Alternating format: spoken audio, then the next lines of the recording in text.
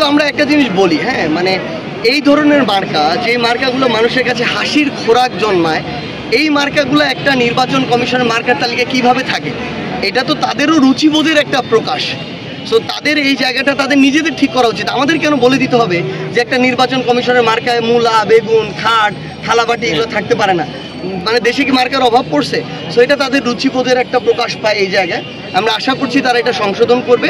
দ্বিতীয়ত আমরা স্পষ্ট করে বলি, যেহেতু আইনগতভাবে আমাদের এনসিপির শাপলা প্রতীক পেতে কোনো ধরনের বাধা নেই এবং তারা এখন পর্যন্ত আইনগত কোনো বাধা দেখাতে পারে নাই, আমরা শাপলা প্রতীক ছাড়া অন্য কোনো কিছু ভাবছি না।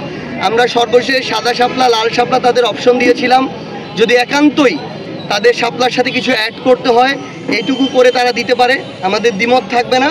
কিন্তু আমরা স্পষ্ট করে বলি, এর বাইরে এনসিপির যেহেতু এই প্রতীক পেতে কোনো আইনগত বাধা নেই, এর বাইরে আমরা কোনো অপশন চিন্তা করছি না।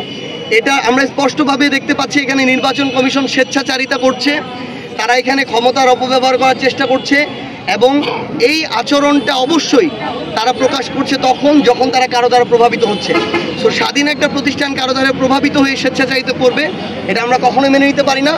এটার জন্য যদি আমাদের রাজনৈতিকভাবে মোকাবেলা করতে হয়, অন্য কোনোভাবে মোকাবেলা করতে হয়, আমরা আমাদের জায়গা থেকে সেটা মোকাবেলা করেই শাপলা মার্কা নিয়েই এনসিপি আগামীর নির্বাচনে অংশগ্রহণ করবে। ধন্যবাদ।